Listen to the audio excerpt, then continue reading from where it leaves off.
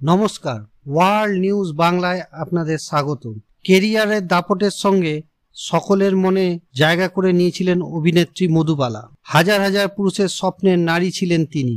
যদিও সারাটা জীবন প্রেম খুঁজেই কেটেছে তার। বরাবরই তিনি একাকিত্বে ভুগতেন। কাছের মানুষ, মনের মানুষকে না পাওয়ার কষ্ট ছিল তার বুকে।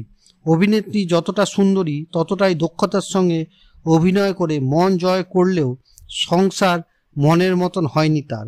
1960 সালে গায়ক কিশোর কুমারের গলায় মালা দিয়েছিলেন পর্দার আনারকলি। যদিও সেই বিয়ে নাকি মন থেকে করেননি মধুবালা। তার বোন এক সাক্ষাৎকারে সেই রহস্য খোলসা করেছিলেন। রাগের বশে কিশোর কুমারকে নাকি বিয়ে করেছিলেন তিনি। মধুবালার বোনের কথায়, মধুবালা কিশোর কুমারকে বিয়ে করেন খানিকটা জেদের কারণে ও কিছুটা দিলীপ কুমারের উপর রাগের কারণে। ওখানেই শেষ নয়, তিনি আরও জানান মধুবালা নাকি সর্বক্ষণ কাঁদতেন, কষ্ট পেতেন। মুঘলে আজম ছবিতে একটি সংলাপ ছিল, কাঁটো কো মুছানে কো কা খোয়াব নেই, অর্থাৎ কাঁটা শুকিয়ে যাওয়ার ভয় পায় না। এই সংলাপ বলার সময় তিনি নাকি সত্যিকারের কেঁদে ফেলেছিলেন। 1960 সাল থেকে 1969 সাল তিনি অসুস্থতার কারণে ছিলেন শয্যাশায়ী। এক সাক্ষাৎকারে তিনি বলেছিলেন, আমি ভীষণ আবেগঘন।